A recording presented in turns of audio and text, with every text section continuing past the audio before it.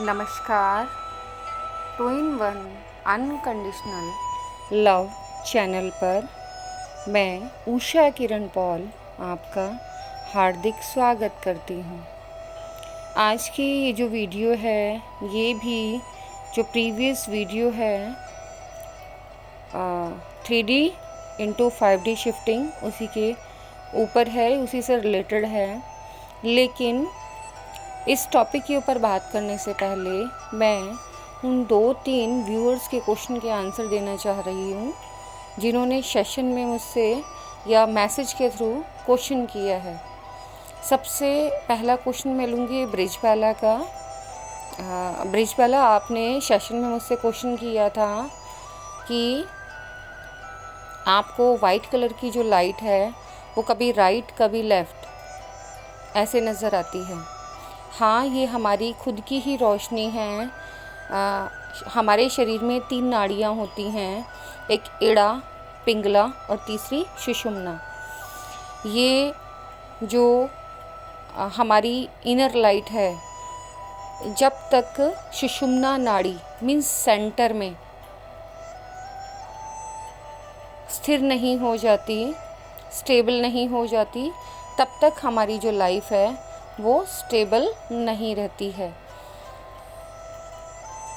Left hand side अगर हमारी light active होती है तो हमें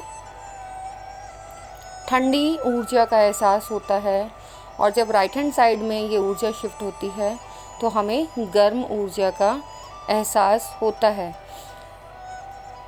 जिस भी नाड़ी में हमारी कॉन्शियसनेस होती है वो ऊर्जा हमें महसूस होती है, और क्योंकि बेस्ट जो कॉन्शियसनेस है वो मध्य की है, मीन्स सुषुम्ना नाड़ी की, तो इसीलिए इस एनर्जी का सेंटर में बैलेंस बनाए रखना बहुत ज़्यादा इम्पॉर्टेंट है।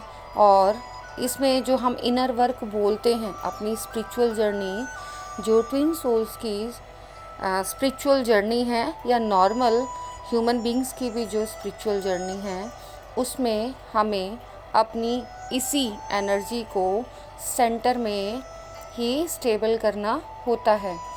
अब जो लोग नहीं जानते उनके लिए ये नया टॉपिक होगा। वो सोच रहे होंगे कि ये ऐसी कैसी एनर्जी है। आपको अपने थर्ड आई चक्रा में वाइट कलर की लाइट नज़र आती है।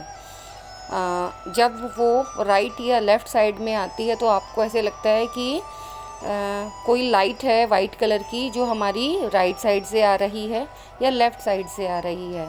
लेकिन जब ये ऊर्जा एकदम सेंटर में बीचों बीच, ठीक जहाँ पर पूजा का टीका लगाते हैं, मीन्स जहाँ थर्ड आई होती है, वहाँ अंदर ही आपको मून की शेप में बिल्कुल गोल सर्कल वाइट कलर की लाइट नज़र आती है, जो हमारी आंतरिक ऊर्जा ही है। वो स्वच्छ निर्मल हमारी ऊर्जा, जिसे हमने असेंशन के बाद स्टेबल किया है, वो हमें नज़र आती है। पहले जब मुझे इस बारे में नहीं पता था तो मैंने बहुत लोगों से कंसल्ट किया कि मुझे ना एक वाइट कलर का मून सा बल्ब सा जलता हुआ बीचों बीच नज़र आता है जब मैं आंखें बंद करती हूँ, लेकिन किसी के भी पास इस बात का जवाब नहीं था। कुछ टाइम बाद जब मैंने महसूस किया कि कभी ये लाइट राइट हैंड साइड से महसूस होती है, कभी लेफ़्ट हैंड साइड से। जब राइट या लेफ़्ट से होती है तो हमें गर्म या ठंडी ऊर्जा का एहसास होता है, लेकिन जब ये बैलेंस होती है, सेंटर में स्टेबल होती है, स्थित होती है, तो हम न्यूट्रल फील करते हैं और प्रेजेंट में रहते हैं। इसका अर्थ यह हुआ कि जब यह इड़ा नाड़ी में जाती है तो आप पास्ट में चले जाते हैं, और साथ ही साथ आप स्पिरिट्स वगैरह को भी अपनी खुली आंखों से देख पाते हैं। आप मेडिटेशन में भी स्पिरिट्स वगैरह को महसूस कर सकते हैं।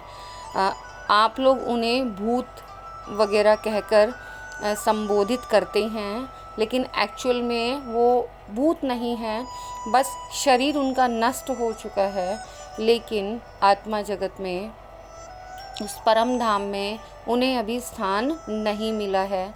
तो वो उन दोनों के बीच का स्थान है, जिसे हम स्पिरिट वर्ल्ड भी कहते हैं, जहाँ पर ये ऐसी आत्माएं जो अतृप्त आत्माएं होती हैं वो रहती हैं। वो ना तो इस दुनिया के अंदर ही रह पाती हैं क्योंकि शरीर नष्ट हो चुका है, और ना ही वो परम धाम में जा पाती हैं क्योंकि उन्होंने अपना असेंशन नहीं किया है।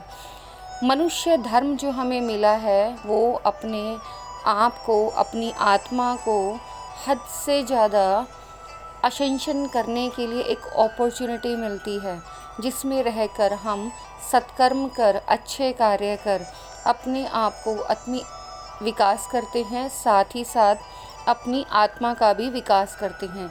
जो लोग जानते हैं वो व्यर्थ के पचड़ों में या वाद विवाद में नहीं पड़ते, और जो लोग नहीं जानते वो ही इन व्यर्थ की बातों में पड़ते हैं। जो इस बात को समझते हैं, स्पिरिचुअल बीइंग्स हैं, वो कोशिश यही करते हैं कि वो अपने इस अर्थ के जीवन को भी बैलेंस करें, साथ ही साथ जिस कार्य के लिए उनका जन्म हुआ है उसे भी वो पूरा करें और इस माया जाल को तोड़कर अपने लाइफ पर्पस को पूरा कर सकें। लेकिन जिन्हें यह ज्ञान नहीं है वो सिद्धियों रिद्धियों के चक्कर में पड़ जाते हैं या पैसे ज़मीन जायद के लालच में पड़े रहते हैं। जो स्पिरिचुअल बीइंग्स होते हैं वो बैलेंस होते हैं। उन्हें मालूम है कि हमारी भौतिक आवश्यकताएं जो सबसे ज़्यादा आवश्यक हैं उनके लिए तो वो कार्यरत रहते हैं, लेकिन एक्सेस में किसी भी चीज़ को नहीं जोड़ते। इसीलिए वो जितना भी अर्न करते हैं अपनी भौतिक आवश्यकताएं पूरा होने के बाद जो एक्स्ट्रा वो पाते हैं उसे दूसरों की हेल्प के लिए खर्च कर देते हैं। ठीक ऐसे ही जब ये ऊर्जा पिंगला नाड़ी में चली जाती है तो इंसान फ्यूचर के बारे में ज़्यादा सोचता है, उसे फ्यूचर प्रेडिक्शंस बहुत ज़्यादा आने लग जाती हैं और उसे वह प्रेजेंट में न रहकर फ्यूचर ध्यान में भी फ्यूचर के सीन्स या आप ये कहें कि विज़न्स बहुत ज़्यादा आते हैं और वो प्रेजेंट में नहीं रह पाता। लेकिन क्योंकि रहना हमें अर्थ पर ही है तो हमें प्रेजेंट में रहना बहुत ज़्यादा ज़रूरी है और इसी ऊर्जा को हमें बैलेंस करना होता है। ये ऊर्जा जितना ट्विन सोल्स के लिए बैलेंस करना ज़रूरी है उतना ही नॉर्मल स्पिरिचुअल बीइंग्स के लिए भी बैलेंस करना ज़रूरी है। मेरे साथ जो एक्सपीरियंस हुआ मैं आपको वो बताती हूँ कि जब ये मेरी ऊर्जा मध्य में बैलेंस रहती है, स्थित रहती है, तो उस समय कई लोगों ने एक्सपीरियंस किया कि जब मेरा रियल डिवाइन रूप सामने आता है तो उन्होंने शिव शक्ति के रूप को देखा। मैं भी सुनकर बहुत हैरान रह जाती हूँ उस समय पर। अब नहीं, पहले रह जाया करती थी जब स्टार्टिंग में एक्सपीरियंस मेरे साथ हुआ करते थे कि सामने वाला ऐसे कैसे मुझे बोल रहा है कि उसको मेरे अंदर शिव शक्ति नज़र आ रहे हैं। और जब ये इड़ा में होती है तो शक्ति रूप मीन्स फीमेल रूप नज़र आता है लोगों को, और जब ये पिंगला में होती है तो मेल रूप, और जब ये मध्य में होती है तो शिव शक्ति रूप। मेरे लिए ये एक्सपीरियंस बहुत ही ज़्यादा अनबिलीवेबल रहे हैं क्योंकि मुझे अपने अंदर ऐसा कुछ महसूस नहीं होता था। सिर्फ मेरी टंग में मुझे कुछ डिफरेंट फील होता था कि मेरी टंग में कुछ अलग सा हो रहा है, मेरी टंग का टेस्ट चेंज हो जाता है उस समय आज भी। लेकिन आज मैं जानती हूँ कि ये किस वजह से हो रहा है, पहले मैं ये नहीं जानती थी। और उस समय आप किसी के भी बारे में कोई भी फ्यूचर प्रेडिक्शन भी करते हैं या किसी की एनर्जी को पिक करके जो भी सामने वाले के बारे में बोलते हैं या जो एनर्जी सेंस करते हैं वो 110% ट्रू निकलती है। अब ये किस वजह से होता है? ये इस वजह से होता है कि हम अपने अंदर की लेयर्स को क्लीन करते हुए अपने आप को बैलेंस कर लेते हैं। तो ये ब्रिजबाला के साथ एक्सपीरियंस हो रहा है और उसे इस क्वेश्चन का आंसर नहीं मिल रहा था, तो ब्रिजबाला के माध्यम से मैं आप लोगों को भी ये बता रही हूँ कि ऐसा होना नॉर्मल है। स्पिरिचुअल बीइंग्स के साथ ऐसा होता ही है और ये ही असली पहचान है कि हाँ, हम डिवाइन बीइंग्स हैं। और जब इस तरीके से होता है तो सामने वाले को क्योंकि जो एक्सपीरियंस मेरे साथ हुआ तो पक्की बात है बाकियों के साथ भी होना चाहिए। तो सामने वाले को वो जो स्पिरिचुअल बीइंग्स है उसका डिवाइन रूप नज़र आना शुरू हो जाता है और उनकी आइज़ में एक डिफरेंट वाइट कलर की लाइट है जो फ्लोट करती रहती है। ये वाइट लाइट हर किसी को नज़र नहीं आती, ओनली एंड ओनली जो स्पिरिचुअल बीइंग्स, जो हाईली असेंडेड स्पिरिचुअल बीइंग्स है, सिर्फ वो ही उन आइज़ को उस वाइट लाइट को आइज़ के अंदर देख पाते हैं। हर कोई उसे नहीं देख पाता।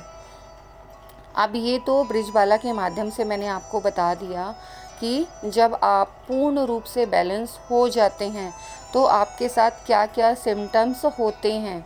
इसके अलावा मैंने प्रीवियस वीडियोस में आपको कलर्स जो आपको थर्ड आई चक्रा में नज़र आते हैं वो बताए हैं। उसके अलावा जो बॉडी सिम्टम्स आपको नज़र आते हैं वो बताए हैं। कुछ साइन एंड सिम्टम्स रह गए हैं जो मैं इस लास्ट थर्ड पार्ट में क्लियर कर रही हूँ। जब रूट चक्र एक्टिवेट होता है तो आपकी लेग्स से रिलेटेड प्रॉब्लम्स आपके सामने आती हैं। मीन्स आपकी लेग्स में पेन हो सकता है, किसी एक लेग में हो सकता है या दोनों में हो सकता है, आपके नीचे लोअर थाइज़ में, हील में, कहीं भी। और जब तक आपका ये चक्रा पूर्ण रूप से बैलेंस नहीं होगा ये आपकी बॉडी में पेन बना ही रहता है। उसके बाद आपका सैक्रल चक्रा के जो साइन एंड सिम्टम्स हैं फिज़िकली, वो आपके बैक में जहाँ पर आपका सैक्रल चक्रा की पोजीशन होती है वहाँ पर आपको पेन महसूस होता है। साथ ही साथ आपको यूट्रस में पेन महसूस हो सकता है। जेंट्स को अपने जेनाइटल जो ऑर्गन्स हैं वहाँ पर पेन महसूस हो सकता है। बहुत ज़्यादा गर्माहट का अनुभव हो सकता है कि वहाँ बहुत ज़्यादा गर्मी ऊर्जा सी कोई निकल रही है।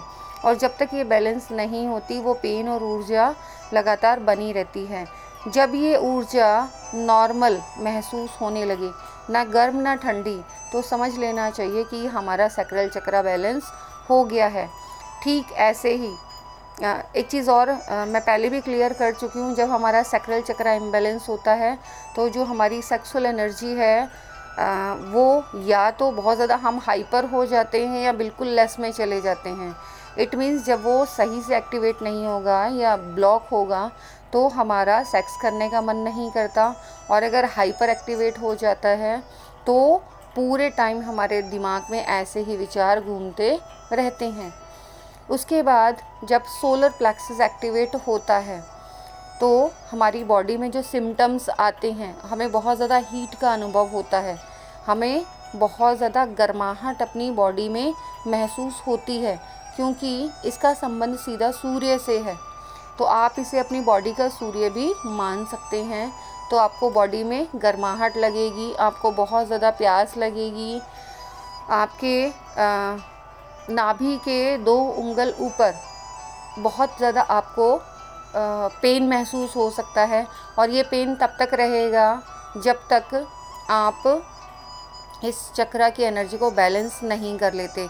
साथ ही साथ इन तीनों लोअर चक्रास के इम्बैलेंस के टाइम में जब ये एक्टिवेट होके बैलेंस होने लगते हैं, आपको लूज़ मोशंस लग सकते हैं, वॉमिटिंग आ सकती है, आपके सर के बाल झड़ सकते हैं। इतना भी हो सकता है कि आपके बाल बहुत ही कम सर पर रह जाएं। तो ये नॉर्मल है। जब ये चक्रास एक्टिवेट हो जाते हैं तो वापस फिर दोबारा से आप बैलेंस हो जाते हैं। और अगर आप अपने बालों की केयर करें तो वो भी वापस गेन कर सकते हैं। मेरे साथ भी ये सब हुआ है। और जब कोई भी चक्रा इम्बैलेंस होता है और बैलेंस होने जाता है तो ये सिम्टम्स आते ही हैं। सबसे पहला असर बालों के ऊपर होता है और अगर आप ध्यान नहीं देते तो आपको फ़िज़िकल प्रॉब्लम भी स्टार्ट हो जाती हैं।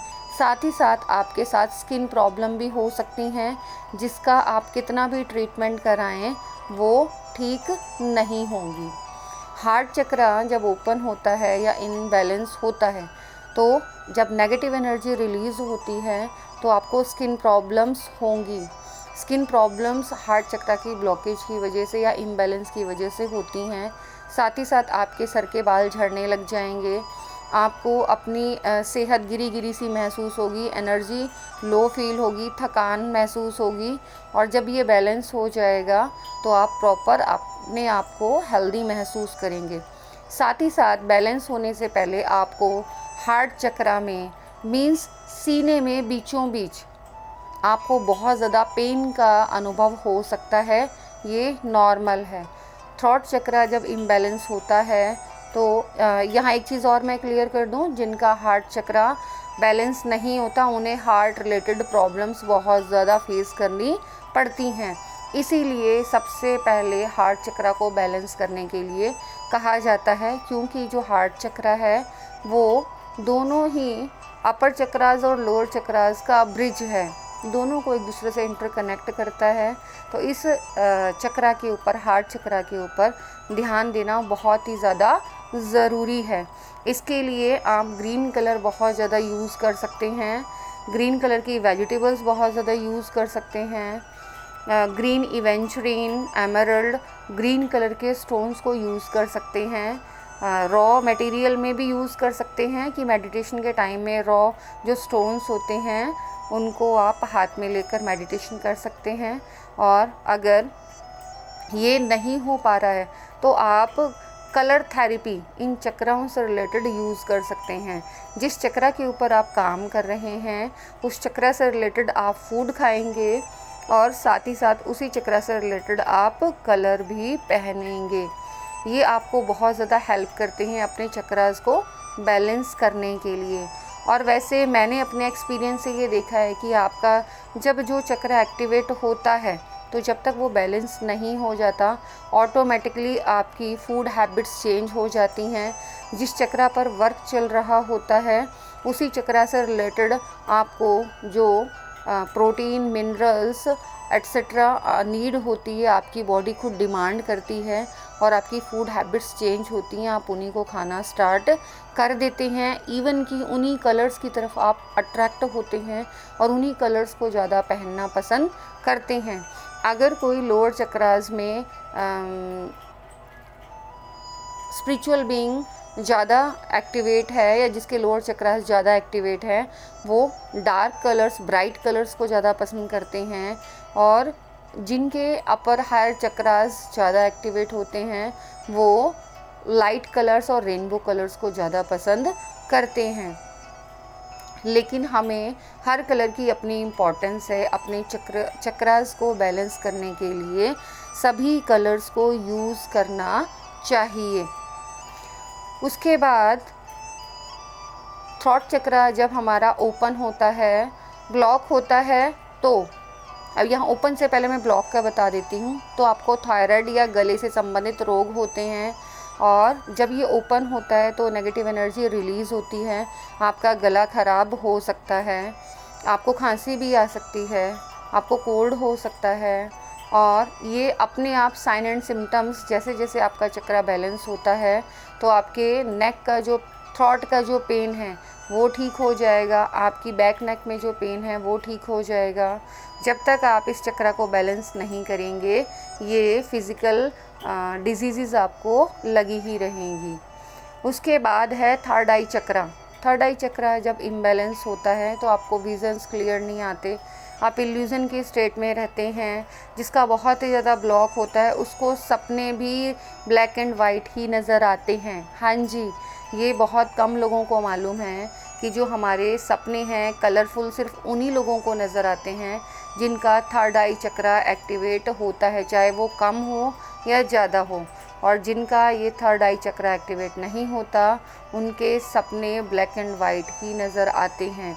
जितने भी लोग मेंटल प्रॉब्लम फेस करते हैं उन्हें उनके ड्रीम्स ब्लैक एंड वाइट में ही नज़र आते हैं। बहुत कम लोगों का ये चक्रा कम्प्लीटली बैलेंस होता है और जिनका बैलेंस होता है उन्हें फ्यूचर अपने आप टाइम से पहले पता चल जाता है। अगर आपको भी फ्यूचर टाइम से पहले पता चल रहा है, मीन्स जो होने वाला है वो होने से पहले ही, चाहे वो 1 हफ्ते पहले, 1 महीने पहले, 5 साल पहले या 10 साल पहले अगर पता चल रहा है तो इट मीन्स आपका थर्ड आई चक्रा सही से एक्टिवेट है। जब थर्ड आई चक्र एक्टिवेट होता है तो फिज़िकल सिम्टम्स में हेड में बहुत ज़्यादा पेन होता है, अनबियरेबल पेन होगा, मेडिसिन्स लोगे तो भी फ़ायदा नहीं होगा, सिर के बाल बहुत ज़्यादा गिरेंगे। किसी भी चक्र के एक्टिवेशन में जो सिम्टम्स हैं, सबसे पहला असर टमी मीन्स स्टमक और हेयर के ऊपर आता है कि आपके बाल बहुत ज़्यादा झड़ते हैं और आपको डाइजेशन सही से नहीं हो पाता, वॉमिटिंग या लूज़ मोशन की शिकायत हो सकती है। जब आपका थर्ड आई चक्र एक्टिवेट हो जाता है तो आपका सहस्त्रार चक्र जब आपका एक्टिवेट होता है उस समय आपके सिर में भयंकर दर्द हो सकता है, आपके हेड में आपको स्पिनिंग बहुत तेज़ फील होगी और ऐसा भी हो सकता है कि आपको चक्कर आ जाए और आप सो जाएं। ये नॉर्मल है, मेरे साथ भी यही साइन एंड सिम्टम्स हुए थे। तब मैं जानती नहीं थी कि ये मेरे साथ क्या हो रहा है, बस मुझे इतना महसूस होता था कि मेरा हेड फैन की तरह धीरे धीरे रोटेट करना स्टार्ट होता था और इतनी तेज़ रोटेट करने लग जाता था कि मुझसे बियर नहीं होता था, मैं बिल्कुल सहन नहीं कर पाती थी और मैं चुपचाप बिना किसी से कुछ कहे मैं लेटना पसंद करती थी। जब ये बैलेंस हो जाता है तो उसके बाद आप बहुत प्लेज़र फील करते हैं, आप अनकंडीशनल लव की स्टेट में महसूस करते हैं। इसीलिए जब ये चक्रास इम्बैलेंस होते हैं तो आप अनहेल्दी फील करते हैं और जब ये चक्रास बैलेंस हो जाते हैं तो आप बहुत ज़्यादा हेल्दी और प्लेजरफुल फील करते हैं। चक्र बैलेंसिंग हमारी डेली लाइफ के लिए बहुत ज़्यादा इम्पॉर्टेंट है और हमें चक्रास के ऊपर बहुत ज़्यादा वर्क करना चाहिए, चाहे वो नॉर्मल सोल्स हों या ट्विन सोल्स। नॉर्मल सोल्स अगर चक्रा बैलेंस नहीं करते तो फिर भी उनका चल जाएगा, लेकिन ट्विन सोल्स अगर अपनी लाइफ में चक्रा बैलेंस नहीं करते तो उनकी लाइफ में बहुत सारी ब्लॉकेजेस आ जाती हैं जो उन्हें बहुत परेशान करती हैं। उन्हें सेक्सुअल प्रॉब्लम्स हो जाती हैं, उनकी मनी ब्लॉकेजेस आ जाती हैं, हार्ट प्रॉब्लम्स हो जाती हैं, उनकी लाइफ में फ़ियर बहुत ज़्यादा रहता है। यहाँ पर मैं शिवांगी का क्वेश्चन लेना चाहूँगी।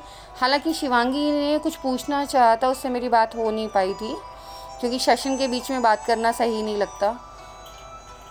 शिवांगी को बहुत ज़्यादा फ़ियर की शिकायत है।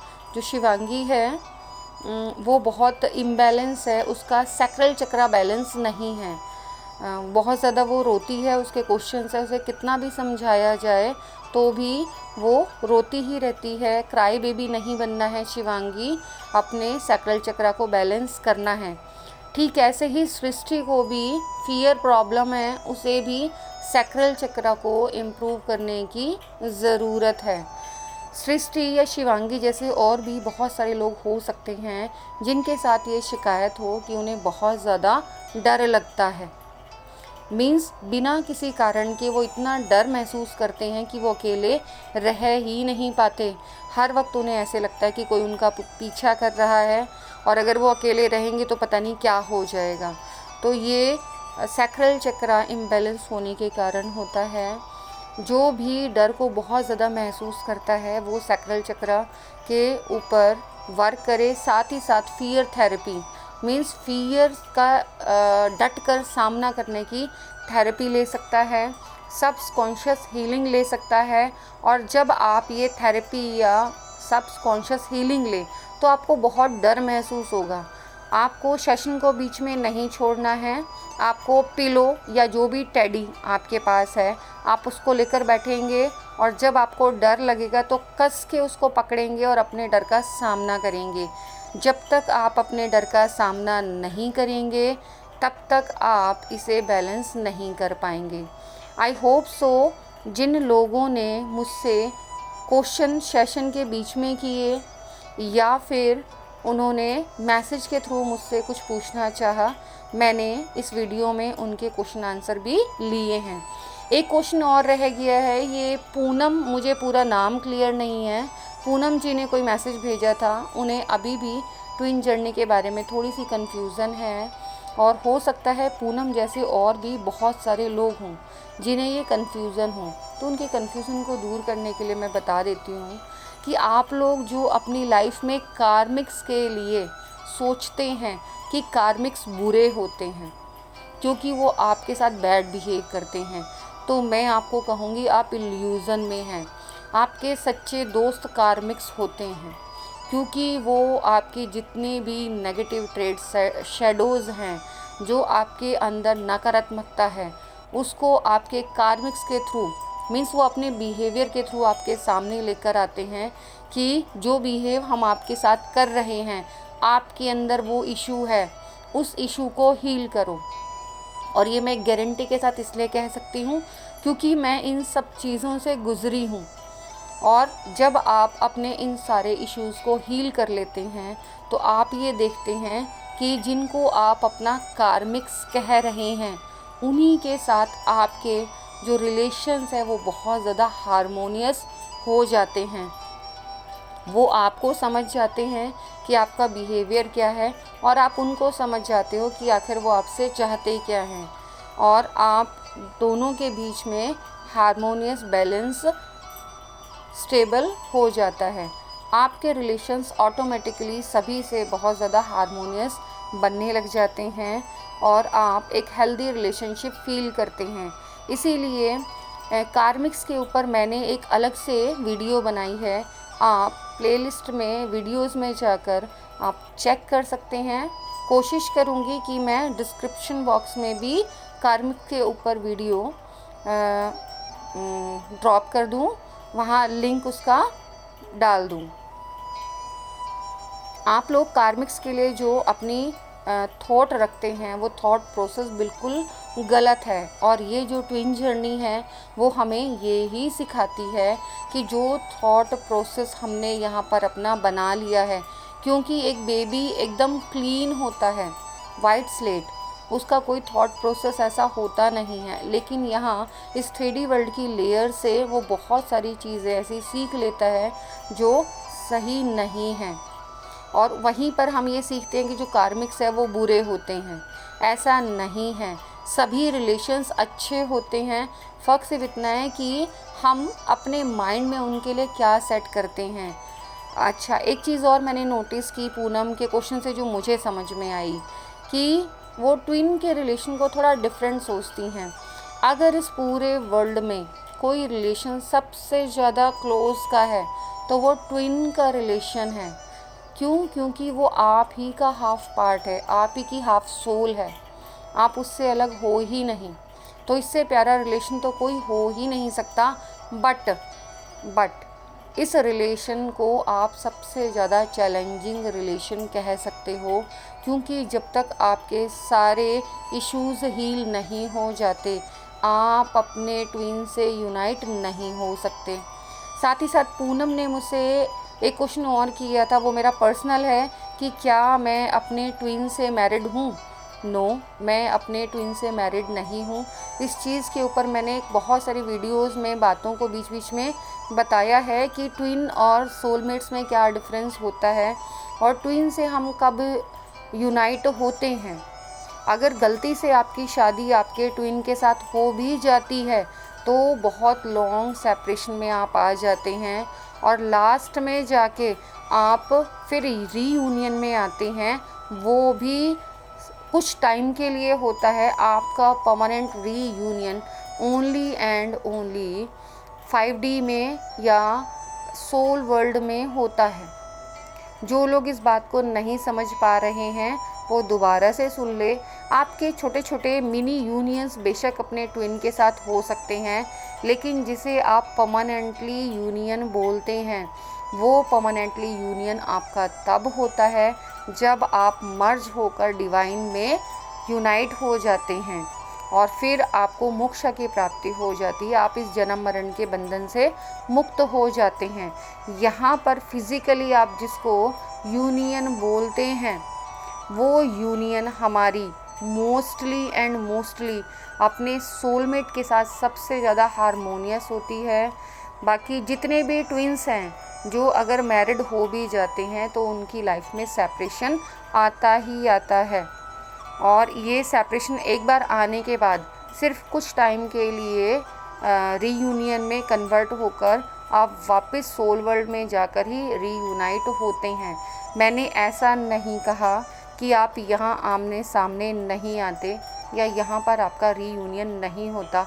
बिल्कुल होता है, तब होता है जब आप अपना सोल पर्पस कंप्लीट कर लेते हैं तो डिवाइन एज ए रिवॉर्ड आपको रीयूनाइट करता है। लेकिन वो भी यूनियन आपका परमानेंट यूनियन नहीं होता। आपका permanent union only and only soul world में होता है तब जब आप गॉड से मर्ज होते हैं और आप इस जन्म मरण के बंधन से मुक्त हो जाते हैं। आई होप सो जो मैं आपको समझाना चाह रही हूँ या जो इस जर्नी का पर्पज़ है वो आपको समझ आ रहा है और आपने अब इस जर्नी को बहुत अच्छे से समझ लिया होगा। जो चक्र बैलेंस होते हैं उसमें क्या साइन एंड सिम्टम्स होते हैं वो समझ लिया होगा। आप 3D से 5D में जब शिफ्ट होते हैं आपने वो समझ लिया होगा। अब मेरी नेक्स्ट वीडियो में जब हम 3D टू 5D में शिफ्ट होते हैं तो हमारे साथ कुछ जो अलग होता है उसमें एस्ट्रल ट्रैवल भी आता है। क्योंकि ये टॉपिक इतना वास्ट है कि एक ही वीडियो में सब कुछ बता पाना पॉसिबल नहीं है, इसीलिए इन सारी इन्फॉर्मेशन को मैं छोटे छोटे टुकड़ों में कोशिश करती हूँ कि आधे घंटे की वीडियो में मैक्सिमम इन्फॉर्मेशन मैं प्रोवाइड कर पाऊँ। तो एस्ट्रल ट्रैवल से रिलेटेड जो इन्फॉर्मेशन है वो आपको नेक्स्ट वीडियो में दी जाएगी।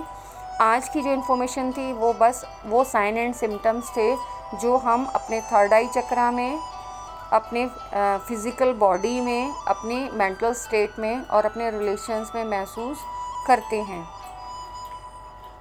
नेक्स्ट वीडियो हम एस्ट्रल ट्रैवल के ऊपर बात करेंगे उसमें और जानेंगे कि एस्ट्रल ट्रैवल होता क्या है और किस तरीके से हमें